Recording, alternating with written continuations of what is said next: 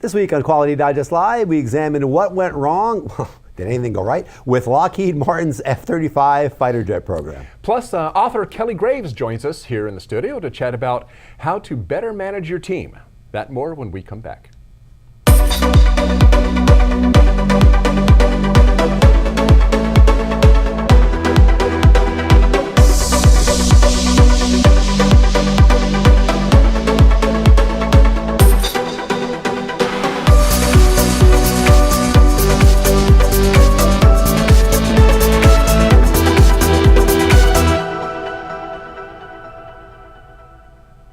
And welcome back to Quality Digest Live for August 4th, 2017. QDL is your weekly look at who and what is making the news in the world of quality.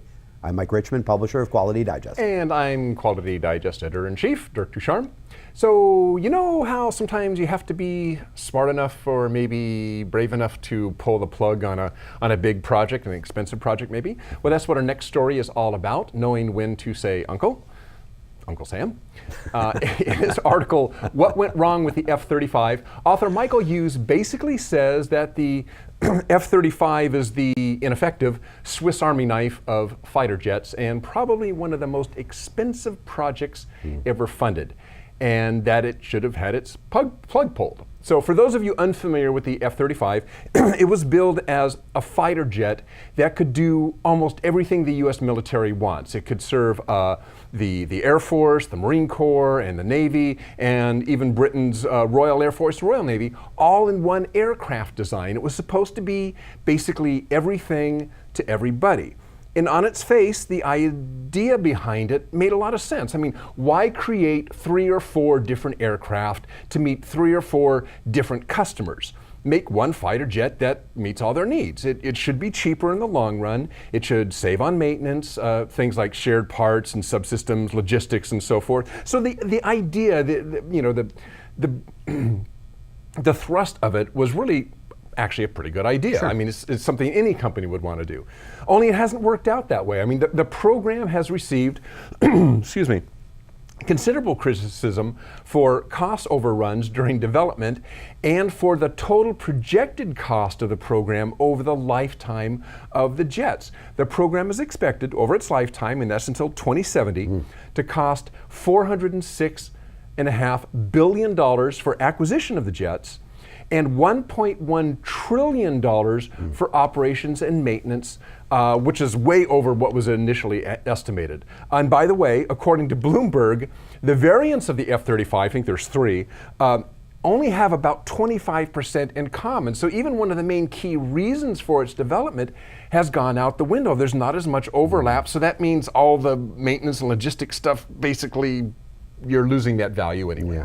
And by the way, according to many, it has performance issues. So why still put money into it?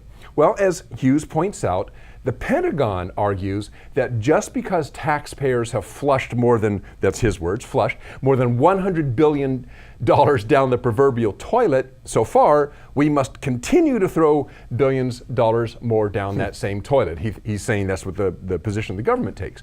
And this violates the most elementary financial principles of capital budgeting, says Hughes. The money already paid on a project, the money you've already sunk into it, should never be a factor in investment decisions spending. It should be based on how it will add value in the future. So, why hasn't the project simply been dropped? Well, why do you think? Lockheed Martin has sold a couple hundred of these already, several to the Israelis, for instance, at $100 million each, which is about twice as much as what they're supposed to cost. So Lockheed Martin's pretty happy. Yeah. And as Bloomberg points out, even though a lot of politicians have decried the plane and project, it does involve something like 300,000 parts manufactured in 45 states, and according to Lockheed Martin, directly or indirectly supports 146,000 jobs all over the U.S. So that's a lot of jobs, and that's a whole lot of money. A lot of senators and congressmen. A lot of senators and congressmen are going, it's not so bad. Yeah. So that raises the question to me anyway.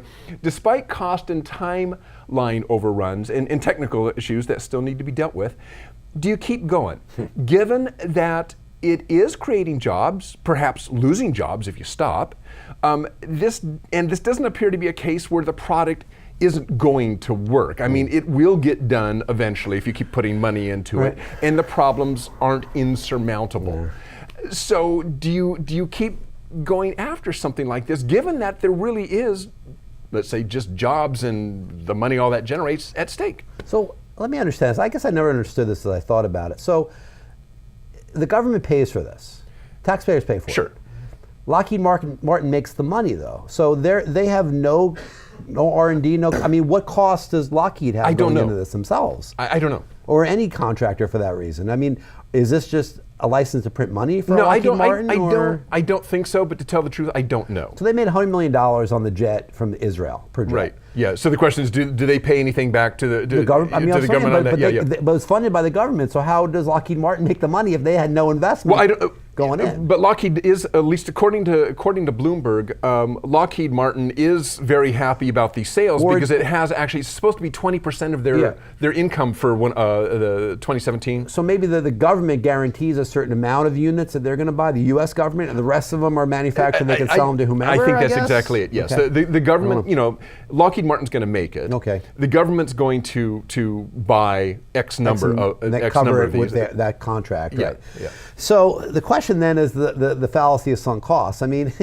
Yeah, I mean, it's an emotional issue. I mean, it's not just simply rational dollars and cents. It's also the emotion of, well, if we pull the plug, we wasted all that money. Well, you're wasting it anyway, and you're going to waste a hell of a lot more if you don't pull the plug, because if the thing doesn't work, the thing doesn't work. But the idea that you've invested all these billions already, yes, it's an emotional anchor that makes you want to invest more. But there is also the jobs. And there's the jobs. If that's a big part of it too. I mean, if you believe Lockheed Martin, and there's directly or indirectly 145,000 jobs associated with the F-35. Now, who knows if that's a real number? True, that's a lot of jobs. Yeah. And even if each of those people makes an average of $30,000 a year. That's some serious money. Yeah, so. Especially when we're saying we want to support the manufacturing sector of this country. I mean, politically, the optics of that are really bad to pull the plug. So there's a lot going into this that says keep it going, keep feeding that sacred cow. But I don't know. Hughes makes a good point. One thing I noted in that article is there's like 20 references. Oh he referenced the heck out of it. He referenced the heck out of it. So check that out. It's a lot of good information to learn what the. And by the way, if you know how government contracting works for aerospace, send us a note. Yeah, that would be interesting. so that's. I think we got it, but it'd be good to get corrected if anybody out there knows. All right. Thanks, Dirk. Well, a recent blog post on the Gallup website indicates that there's a significant disconnect in perception between academia and industry in terms of whether students are well prepared to enter the workforce. We linked out to the piece titled 3 Ways to Realign Higher Education with Today's Workforce in Tuesday's issue of the Quality Digest newsletter. Now, when I say that the disconnect here is significant, Dirk, I mean, I'm serious. I mean, the opening of the article, Gallup points to research showing that 96% of chief academic officers at colleges and universities believe that their institutions are very or somewhat effective at preparing students for the workforce. However, just 11% of business leaders strongly agree with that statement. 96% versus 11%. That's what I would call a pretty significant disconnect. Yeah. So the question is, what are the root causes of these major differences in outlook, and how do we bridge that gap? Well, those are the questions that Gallup addresses in the article, and to find some answers, they look at the report, Learning to Work and Working to Learn from the U.S. Chamber of Commerce. The Chamber of Commerce report mentions 3 specific strategies that can help link education with workforce demand. So let's take just a quick look at them, because I think that these are pretty illustrative of what's going on here. The first is work-based learning. This is pretty much just what it sounds like. Actual hands-on experience, whether through internships within industry or simulated via on-campus projects. So I mean, basically, you're actually giving these people experience and doing the work, letting them do it, again, whether it's an internship or whether it's on campus, to be better prepared. And that's probably better than just the book learning that you get in some coursework maybe, in terms of getting ready to do this work, especially in like manufacturing sectors. It's really important, right? Yeah. The next one is career services. And Gallup finds that just 16%, 16% of undergrads see their career services office as, quote, very helpful, and an equal number, 16%, see it as not at all helpful. So, yeah, some people, a small percentage, think that it really helps them a lot. A small percentage thinks it's useless, and I guess in the middle there's several dozens of percentage points of people who say, maybe, whatever, and that kind of was my experience. I really didn't get a lot out of the Career Center when I was in college. I don't know if you did any of it either, but. Yeah. not particularly helpful. The third and final one here is better information. This is a good one. A recent Gallup and Strata education report shows that fully half of all U.S. adults would change their degree level, their field of study, or their actual higher education institution. This shows that students need better, more complete information about different educational options and pathways. And to address this last concern, Gallup has actually partnered with the Chamber of Commerce and the American Institutes for Research on a new consumer information microsite, Launch My Career. And you can access it through the link in the Gallup story. It's right below there. Launch My Career is the name of the website. And all the things that they talk about there are things that they mention on that website, especially the information gathering part of this, so that you're better prepared and you know what is out there waiting for you when you actually get in the workforce. Right. Yeah, good stuff. Yeah. Well, we talk about that. Usually, we talk about it in terms of the skills gap, but there is. I think this has always been the case. Yeah. Is academia and actual real world. I mean, it is the ivory tower. Yeah. Well, it is hard to connect them, and Yeah. it's not necessarily all their fault. It's Yeah. just you got. Part of it, as we've heard it described, is sometimes it is just simply also curriculum. Is how do you, by the time curriculum makes it into, whether it's business curriculum or technical curriculum, by the time it makes it into the institutions, the way people do business or what's important in business or what's important in, from a technical aspect is 10 years old. Yeah. Because it takes that long for these ideas to get into the classroom. We've seen a lot of, I don't want to go too long here, but we've seen a lot of our partners, our companies that work to, say, provide measurement equipment, do a lot of work to provide the most updated stuff so that technical schools, universities, community colleges can have that stuff, right. Whether it's a CMM or whether it's a scan or whatever it may be, so that the students can take those measurements using up-to-date generation of right. equipment and then go out in the field and actually, and yeah. sometimes they find that the equipment that they're using in the industry that they work in is actually older than the stuff they trained on in the colleges. Which is actually a good thing. It's actually pretty cool. Yeah. All right. Okay. According to some estimates, bribery and corruption cost the global economy somewhere between $1 and $2 trillion a year. Wow. Not only is it a drain on economies, as you can imagine, but it can be, let's say, a door-shutting event for companies unable to prevent rogue acts from destroying their company's reputation.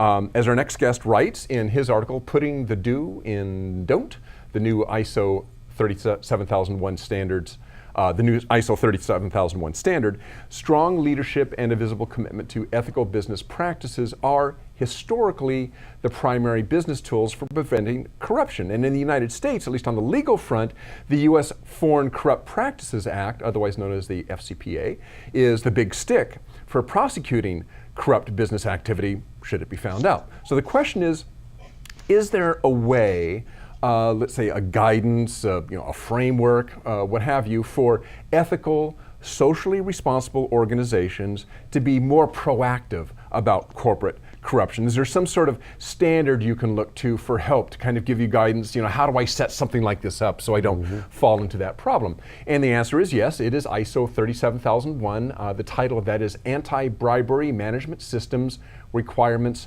with Guidance for Use. And here to tell us a bit about it is Todd Beggar, Eastern Territory Manager for DNV GL Business Assurance. Hi, Todd. Hey, hello everyone. How are you? Nice to see you. Pretty good. How you doing? Hey, Todd. Okay, so let's talk about bribery just a little bit, just kind of set the tone here. I think most of us, when we hear about bribery and such, at least I do, I think in terms of third world countries. I mean, you talk about, if you're going to do anything in parts of the Middle East, it's all done with bribe, or in Africa, so we think in those terms. So in the U.S. or for U.S. companies, is bribery really that big a problem? Yeah, it really is. And certainly when you think about U.S.-based companies, it's not just about what's going on inside of the United States. It's that they happen to be global-based companies. And so certainly it is a major issue. And things that, just to throw out some quick numbers at you, the Department of Justice, based on the Foreign Corrupt Practices Act, prosecuted 53 companies last year in 2016, and it's on pace to do the same this year, which is double of what was done in 2015. In addition, when you think about it, you're looking at $1.3 billion in fines. Think about that across 53 companies. I just think that that's a significant issue that this standard is going to help. And clearly, the many large U.S. corporations are taking this very serious and have sat on the committee that helps drive 37001 to fruition as far as the technical committee goes. And Todd, maybe dig into this a little deeper for us, because as we understand it, we think about this. I mean, ISO 37001, essentially, it's kind of just another QMS, right? I mean, and if so, in concrete terms, maybe you can explain to us how it actually, the mechanism it has to actually prevent bribery. Sure. So ISO 37001 is certainly a management system and takes a management system approach. It's, you're really looking at another one of the risk-based standards. And obviously 9001 and 14001 have become much more risk-based. And certainly, but this is certainly the advantage of this particular standard is that it is focused on a specific risk. And when you, and some of the things that we're looking at is that when the audits do take place, there's going to be a technical expert or a legal expert involved that's part of the audit process. The standard itself really is geared towards, it's very specific to the anti-bribery and corruption, and it's set up so that basically it's a requirement standard. So one of the things that we really like about this is really twofold. Right now, when you look at the FCPA, you're looking at what you can't do. They tell you what you shouldn't do and what you're going to be held accountable for.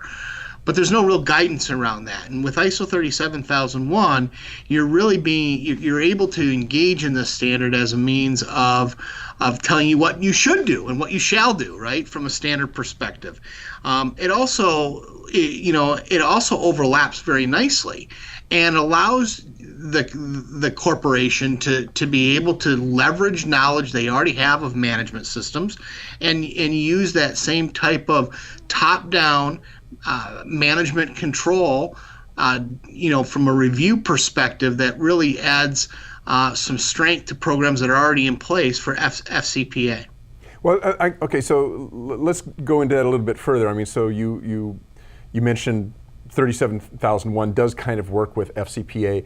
Can you maybe give us some specifics on that? So, and I'm not sure exactly what I'm looking for, but maybe what elements or what segments of 37001 would you look to help you focus on the requirements of FCPA? Well, so really the standard itself, right, is like many standards today, or like some of the risk-based standards are both prescriptive and non-prescriptive, like you would see with the ISO standards, right? So you have requirements that you have to meet, but yet they don't necessarily tell you how you achieve them. They tell you what you need to achieve. What you're looking at from the FCPA perspective is that basically there's an overlap of about 70%. So you're really getting the teeth or the crux of what needs to be accomplished through the federal act, but yet now you're adding the control of the management system control, the fact that you have proper management review over the system that really isn't necessarily covered by the FCPA. You're actually being able to operate from a management system perspective. And again, one of the things that I really like about this is the fact that you can leverage the knowledge that your companies already have of management systems and incorporate that into that process. Okay, great. This is just kind of a teaser for what you're going to hear about on a webinar that we have coming up on this very topic. It's going to be here with Todd, also Worth McMurray of Government and Compliance Initiatives LLC, and Judd Hesselroth, Director of the Office of Legal Compliance at Microsoft. The three of them will be presenting the webinar, What is ISO 37001 and what are its benefits? That is Thursday, August 10th at noon Eastern, 9 a.m. Pacific. Note that's slightly different time for this particular webinar. That's noon Eastern, 9 a.m. Pacific. There is a link to register in the DNV article on this topic, which you can see right there underneath the player. Keep an eye also in your email inbox. We're sending out invites to that webinar right now. So Todd, thanks for joining us. Thank you, Dirk, and thanks for the opportunity. Hey, no sweat, and we'll see you Thursday. Thanks, Todd. See you We'll see you Thursday. on Thursday. Yeah, gonna be a good webinar Yep. that time. I think, Dirk. Really should be a good one. All right. And also, I should point out, nice that we're having somebody from a big company like Microsoft that's going to be joining on there to really give kind of the corporate perspective.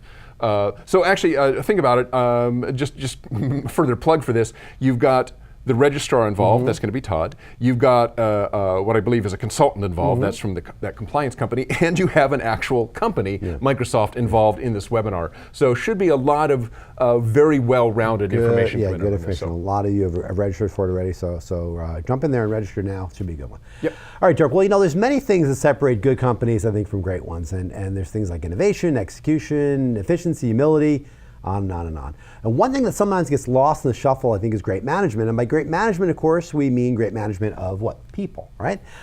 Being able to find, retain, and develop your employees to reach their highest possible level of performance. It's truly the gift that keeps on giving. So organizations that do this consistently well generally do everything else well as well. And as a consequence, because great people are the building blocks of great companies, well, they have a lot of benefits from that. Well, our next guest today on the show is going to be joining us here in the studio, Kelly Graves. He recently wrote an article for us, and I think we have it. I can show it to you now. It ran ran last week in Quality Digest Daily. I'll have to actually look at that article. It was, let's see here. It was the article, What You Don't Know About Your Employees That Will Help You Manage Them Better. Sorry about that. And it ran, last week in the Quality Digest newsletter. So, Kelly Graves, thanks again for joining us on the show. It's great to be back. Good to see you. Nice to see both of you. Yeah, thank you. So, let's start with this. What do we need to know to manage our employees better? The kind of the tease from your article. The first thing is that people's personalities aren't set in stone. Some people are, some people aren't. But they're malleable. And so depending on the input that the manager provides the employee, you've got an ability to sway their judgment and their perception a little bit. And it really dates back to Carol Dweck's work on the mindset. And so there's certain people that have a fixed mindset, and those people believe that their talents and their knowledge is set in stone. And so if they run into some kind of a roadblock, what they try to do is either fake their way around it or just deal with the deficiency. Whereas those people, on the other hand, that have a growth mindset, they believe that they can overcome those events, and they see them as challenges. And so that's the way that we should be managing our people, is approaching them as if everyone has a growth mindset. People's ideas and the way their personality fits is not set in stone, even those with a fixed mindset. There's other research that I haven't written about that very clearly shows that.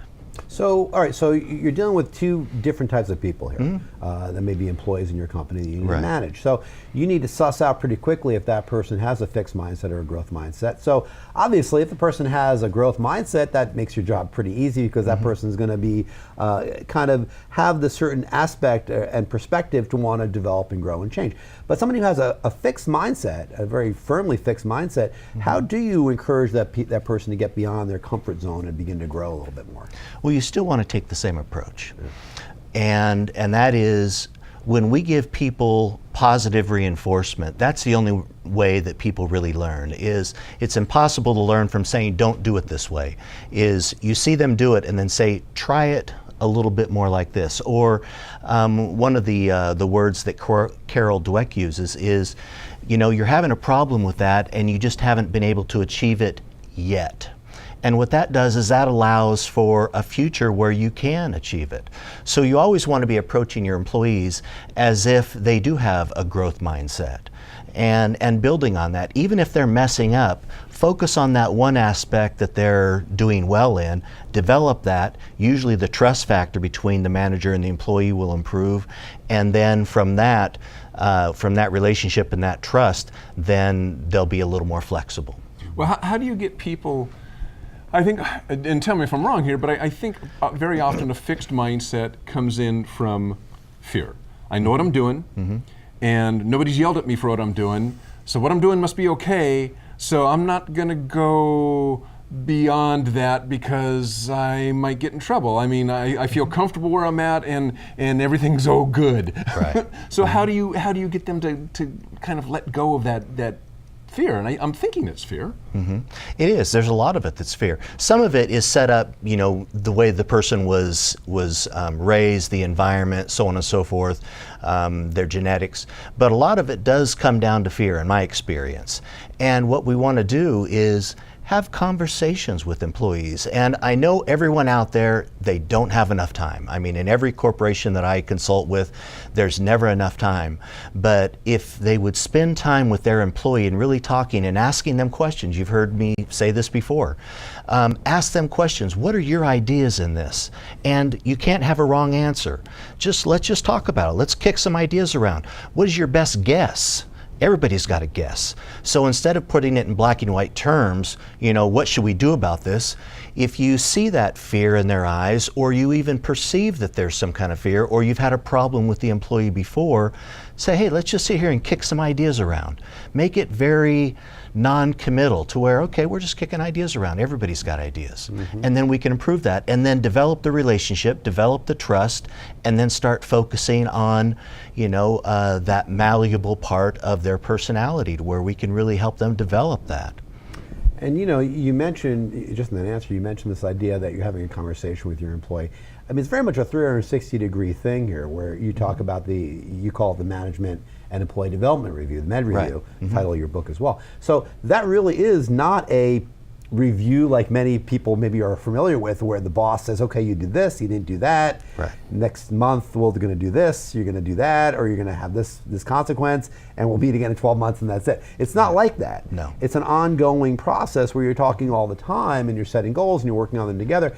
But the employee is very much involved in that, as opposed to the manager dictating what's going on, I think. Very much so. In fact, there's a diagram in my book that has a loop, and as the manager gives employee positive reinforcement, the employee in turn gives the manager positive reinforcement, but they're also having a dialogue. A dialogue is two-way, and that's what we need to do with employees. So when an employee fails, it wasn't the employee's fault. The manager has to take in my book I put 30%. In some aspects it's 40%. 30 to 40% of the blame goes to the manager because he or she did not train properly or thoroughly enough. They did not coach perhaps thoroughly enough. They didn't counsel. And so you've got to do the first three, because if you can't improve employee by training them thoroughly, coaching them, or counseling them, then you must terminate. Okay? Well, I would say I would add to that, before all of that is they didn't hire properly. Because and sometimes maybe it's not the boss's fault. I mean, just to be on the side of some of the bosses out there, Right. Somebody else hires. You inherit. You inherit a really bad employee, Right. and there's nothing. You could be the best manager in the world, Right. and if you're stuck with a dog, you're stuck with a dog, and Right. what are you going to do in that case? You're just left with no other choice but to fire them. I'm assuming. Yeah, and I mention that in the book, and there are things when you hire behaviors, not talents. You can always teach skills. And so many bosses, they look at the skills and not think about the behavior. How is this person going to fit in with the team, with the organization, with our culture? And so they look at the skill set, and it's hard to change behaviors, but it's easy to teach and train skills. And so that's where people make their biggest mistakes usually. But let's say we do inherit a problem employee. The best thing we can do, for one, our conscience, but two, just out of respect for the employee, the organization, and our culture, is to make sure that you go through those first three steps and really develop the relationship. Really tell the employee, look, we've started off on the wrong foot, or the previous manager was XYZ. This is a whole new ball game. Because they may have had a poor manager before, and they certainly had previous poor managers before they ever entered your organization. So they've got all this baggage they're carrying, and so you've got a lot to overcome. And so that's why it's so important when you sit down to talk with an employee or a potential employee to really have a conversation. Ask them about their life. Ask them, one of my favorite questions is, what can you do so well that you could teach somebody else? Right. And when you do that, it gets them out of their head and thinking about what they do well, and it gives them an opportunity to shine, and you really get to see kind of behind the facade that they're putting up, or the fear. You know, we talked about fear, and we have a few minutes here before we have Good. to turn Okay. the segment, but just to put a capper on it. So what I think about when I think about fear is the fear of failure a lot of times. And many times I think in organizations you never want to fail, but there's such a fear of failure that you don't take some risks to develop and to try new things and innovate or whatever it is. So how do you communicate to the employees that, hey, we're a culture that's going to support you if you do happen to fail on something? If you have an initiative that you think is something we should be doing, yeah, we don't know how it's going to work out exactly right now, but we're going to try it. How do you encourage that type of behavior without having the fear of failure? Encourage the attempt, not the end result. And what happens is employees often learn from what they see happen to other employees. So if you're telling an employee, you know, this is an environment where we encourage people to attempt, and sometimes you're going to fail. If they see other people doing that and not getting reprimanded, then they feel like, okay, well, let me try a few more times, because the last place they said we wanted to know the truth, and the person that raised their hand and gave them the truth got booted. Thank you very much. So you know what? I'm going to sit back and watch what the real culture is. So there's the overt culture, what we read in the handbook, you know, and then there's the real culture, the one that, you know, when you go into your new office and one of your coworkers comes over and says, okay, here's what's really going on. The grapevine. Yeah, the grapevine is going to control the organization. And that's another topic that, you know, we need to discuss is the grapevine. If management learns how to proactively use the grapevine and make sure that they're feeding it good information and positive information, not just a plaque on the wall that says we're a team-based company. Who cares? Everybody's got that. But by your behavior. So as a manager, if you promote from your behavior that, you know, you encourage the attempt, even if someone fails, and then say, okay, let's debrief it. It was a great attempt. What did you learn? What did we learn? What did the team learn? That's a whole different environment now. You do that just a little bit and you're going to start creating some genius. The genius is in every company. Every company that I go into that's sick, the genius is there. They just haven't been able to extract it and awaken it. It's there, it's lying dormant. All they've got to do is really awaken it and start having conversations with people. Great stuff from Kelly Graves. Again, Kelly, we've had you on the show a few times. We always learn a lot from you. We'll have you back again. His book, by the way, is The Management and Employee Development Review. It's out now from CRC Press. There's a link to it in his latest article we ran last week, so check that one out. And check out his book. It's a good one as well. That's so right. Thanks, Kelly, for being here. And also, we should thank Todd Beggar of DNV for joining us via Skype earlier in the show. And don't forget that Todd, as well as Worth McMurray of Government and Compliance Initiatives, LLC, and Judd Hesselroth, Director of the Office of Legal Compliance at Microsoft, will be presenting the webinar, What is ISO 37001 and What Are Its Benefits, on Thursday, August 10th at noon Eastern, 9 a.m. Pacific. There is a link to register in the DNV article, or keep your eye open in an email inbox next week. And from all of us here at Quality Digest and Kelly Graves, you all have a great weekend. We'll see you next week. See you soon. Bye.